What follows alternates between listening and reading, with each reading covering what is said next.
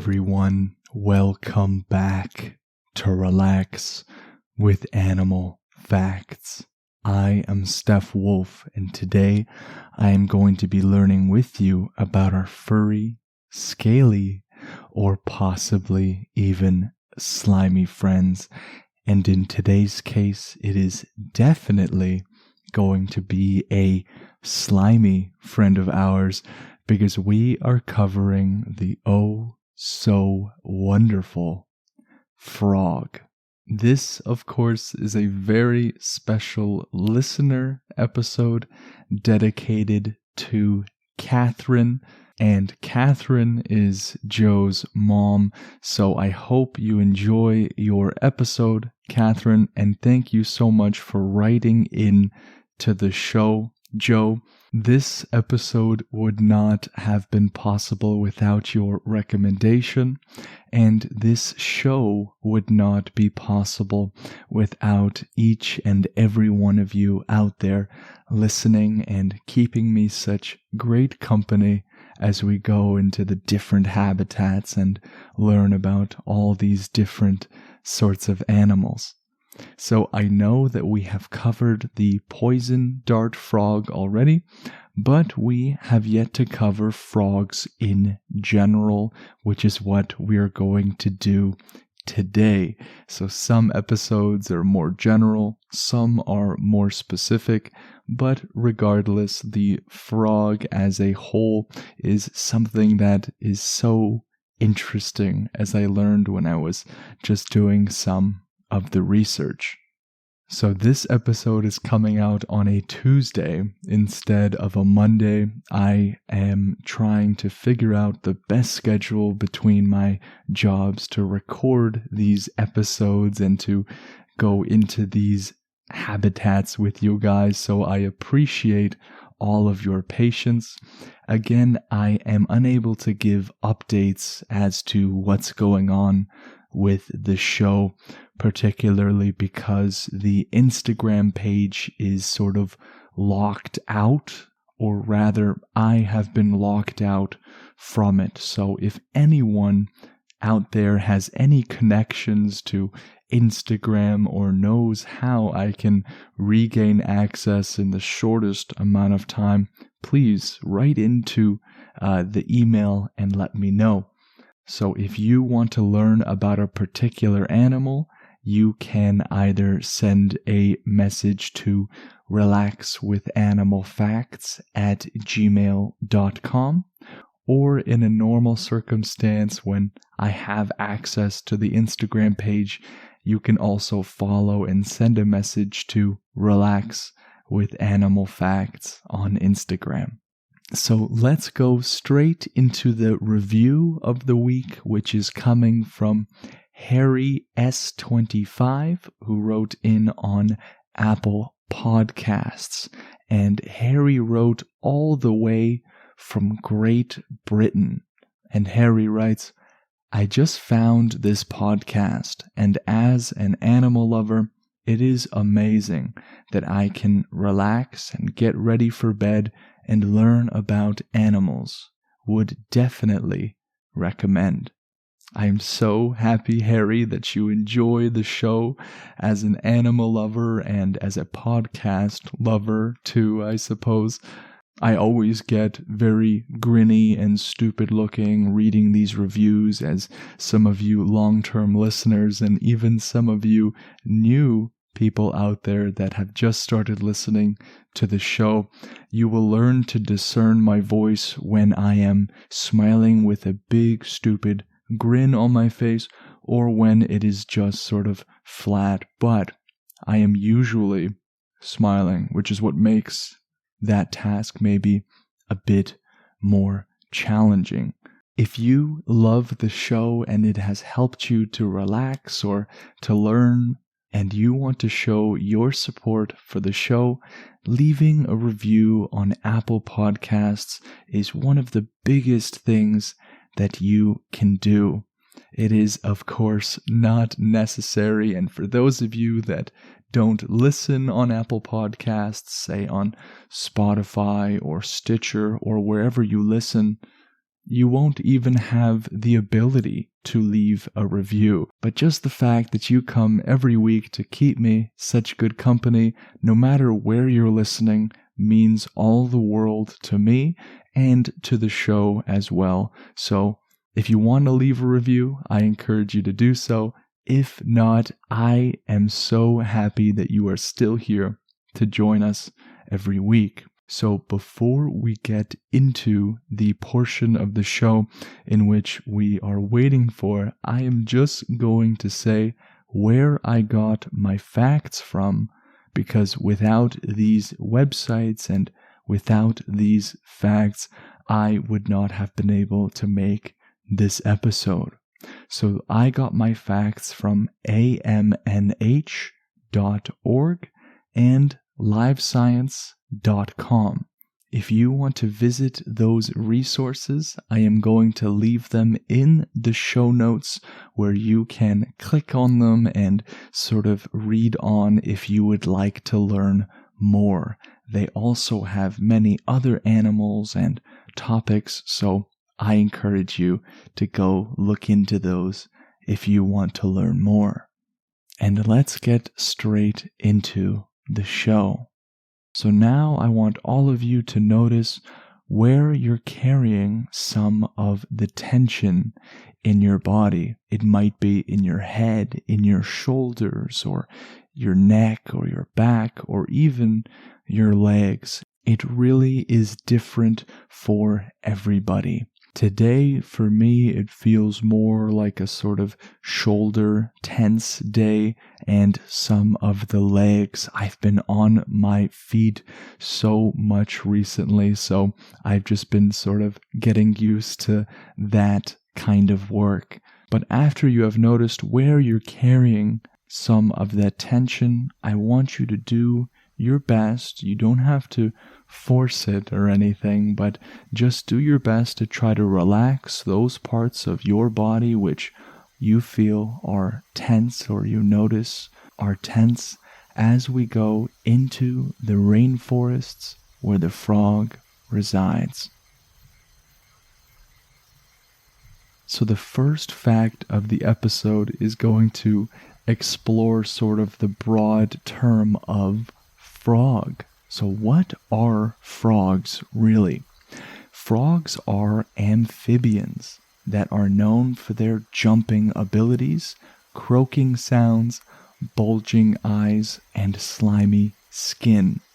They live all over the world and are among the most diverse animals in the world, collecting more than 6,000 species of frogs.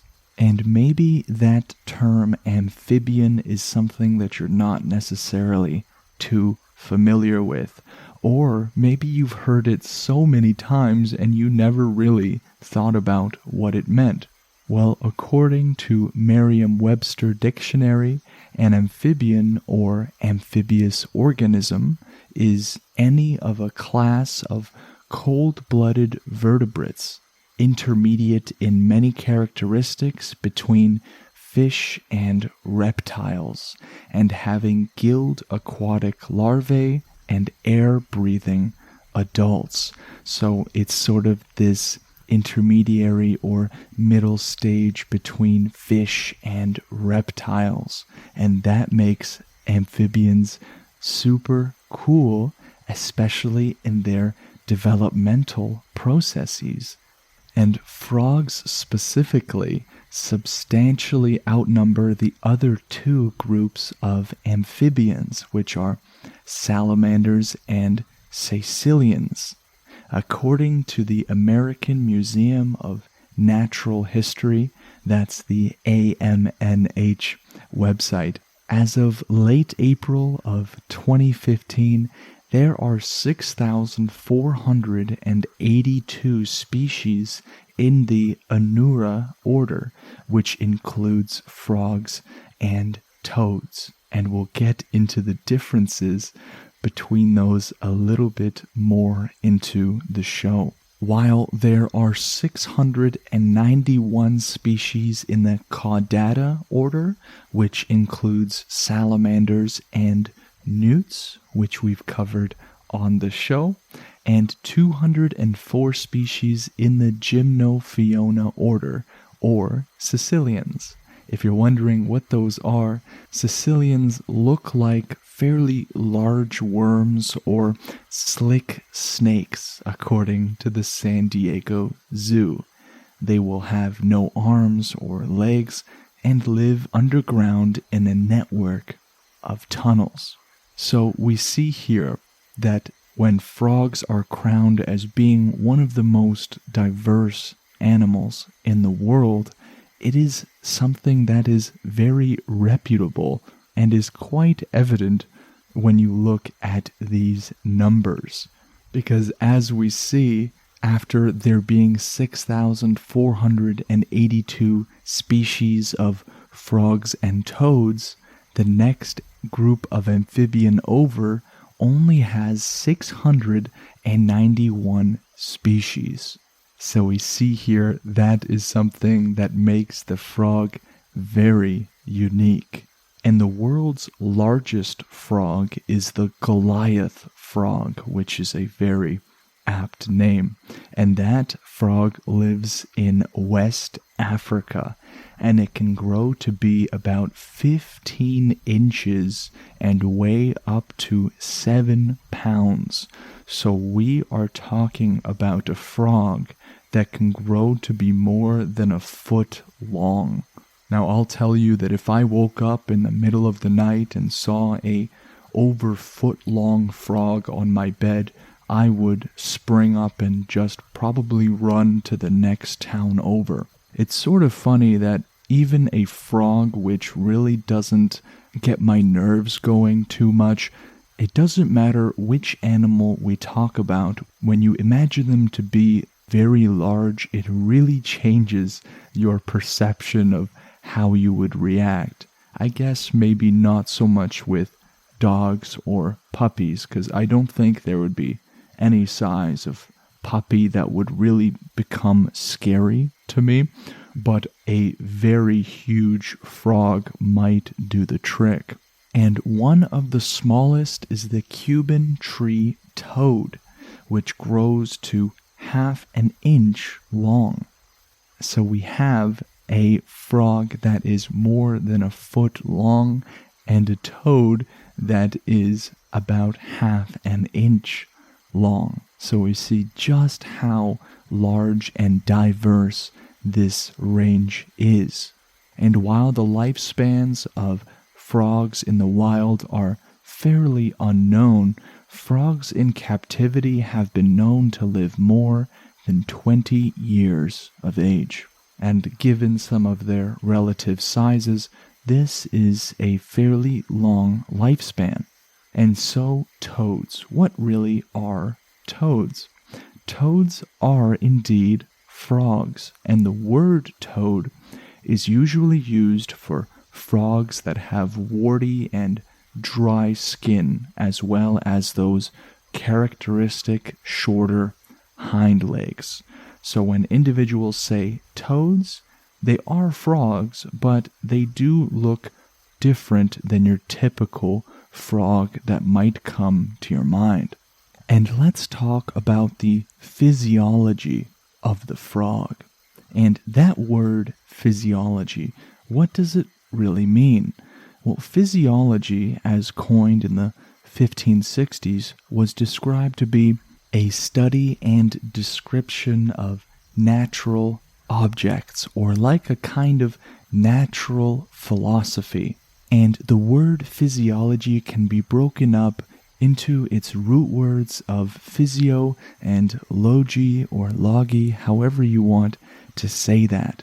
And it comes from the Greek word physiologia, which means natural science or inquiry into nature. The word physios means nature, and the word logia means study. So it is sort of the study of nature or inquiry into nature. So whenever you hear words such as physiology and anatomy, sometimes it can be really helpful to know what its root words are and where they come from, because you see it in other things as well. As we know, physiology isn't the only ology out there. So knowing that logia means to study or study of, that can be quite helpful in determining what words mean. But with the frog's physiology, they have excellent night vision and are very sensitive to movement. The bulging eyes of most frogs will allow them to not only see to the front, but also to the sides and partially behind them. So while the frog doesn't have eyes at the back of its head, it can see a bit to the back of its head, and this is going to provide quite an advantage when it comes to survival and sustainability in the wild habitats which it resides in. And when a frog swallows food, it will pull its eyes down into the roof of its mouth in order to help push the food down its throat. So how would you like if your eyes would sort of be used as an auxiliary mover to get food down the throat? That seems very odd when you try to kind of impose a frog's physiology onto the human body. So I am very glad that the frog has this amazing quirk and we don't. And researchers say that frogs were the first land animals with vocal cords. Male frogs have vocal sacs, which are pouches of skin that fill with air, and these balloons resonate sounds like a megaphone, and some frog sounds can be heard from a mile away. So a frog doesn't necessarily have to scream at the top of its lungs, or rather its vocal sacs, for you to hear it. You will be able to hear its ribbits just fine.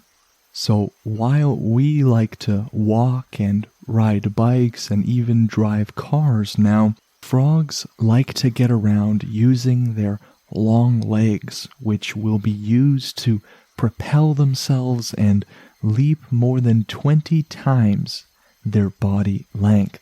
When I think about frogs, their leaping ability certainly is something that comes to mind. And any of you that have children out there, or I'm sure as children, you have played leapfrog. And I actually know some adults that I still see doing leapfrog here and there. So we can see that we have taken a mechanism from the frog and used it to sort of have fun and pretend that we're frogs as little kids, and as I said, some adults. So we have talked about a mechanism known as mimicry, or a mechanism in which animals will deceive outsiders by pretending to be something they're not. It can be a very powerful mechanism, but in the case of us as humans, I don't think pretending to leap over each other like frogs would provide much of a survival advantage, although it would be a fun way to go.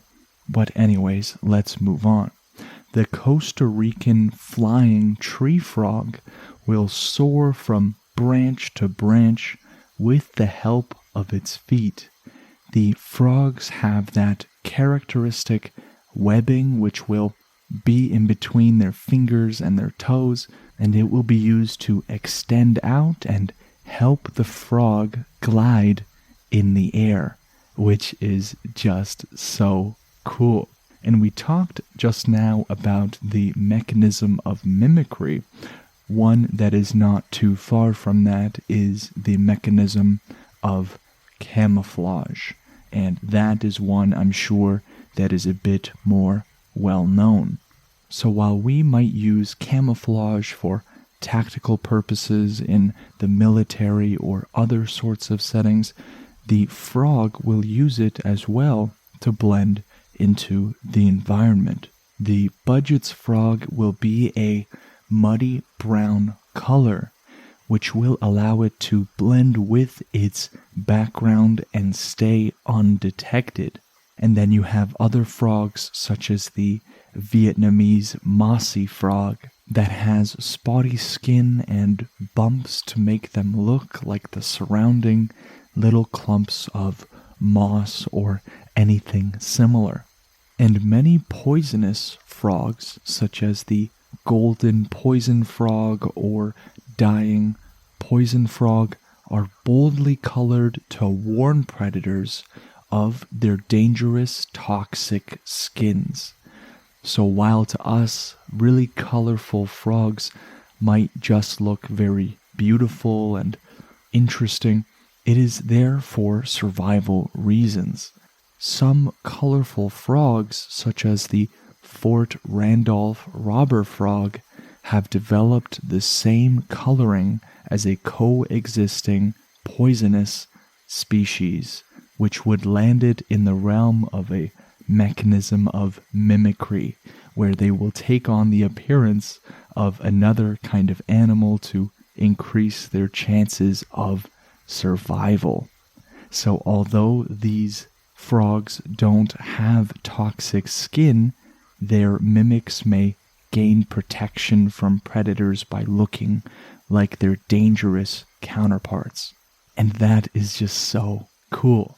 And like all amphibians, frogs are going to be cold-blooded. Now, this doesn't mean that their blood is necessarily icy cold, but their body temperatures change with the temperature of their surroundings. So when temperatures drop, some frogs will dig burrows underground or in the mud at the bottom of ponds, and then they will hibernate in these burrows until springtime, completely still and scarcely breathing. So we, as human beings, are warm-blooded, and we have to eat constantly and provide our body's energy as our body uses that energy to warm itself up and keep our bodies at an optimal temperature. The frogs, however, as we see, are quite different. The wood frog can live north of the Arctic Circle, surviving for weeks with 65% of its body frozen. This frog uses glucose in its blood as a kind of antifreeze that concentrates in its vital organs and will protect them from damage while the rest of the body freezes completely solid. Isn't that just incredible? So many of the species and different animals that we cover on this show really provoke a sense of awe in me, and I'm sure in many of you. We are talking about an animal that is able to utilize glucose as an antifreeze to keep itself alive during some of the coldest temperatures that I've experienced here in Canada, and I'm sure much colder. The Australian water-holding frog is a desert dweller that can wait up to 7 years for rain, and it will burrow underground and surround itself in a transparent cocoon made up of its own shed skin. So these are just some examples where the frog can survive some very extreme conditions. So for the final fact of the episode, let's talk about the word frog. Where does it come from? Well, the Old English frogga is a diminutive of frosk or forsk, frox, which is all sort of this frog word, is a common Germanic word, but with different formations that are difficult to explain. but likely comes from this sort of root idea of the word hopper. So that is very cool. Some of the etymologies of words can be challenging to trace, and I'm sure for some researchers can be quite a pain to try to discover. So I have learned some pretty amazing things about the frog, and I am so excited to get into more frog species in the future. If you have any animal that you would like to learn about, it can be very specific, it can be very general. Please feel free to send me an email to relaxwithanimalfacts@gmail.com, or you can follow the Instagram page Relax with Animal Facts and send a message to that account. And when I am able to, hopefully one day, get back into it, I will add it to the list that is ever growing of your wonderful suggestions. Thank you to those of you who make this show possible and make it just such a joy to do. I get so many kind messages from you listeners out there that are so amazing and encouraging that I only hope I can sort of give back to you guys in some way through this show.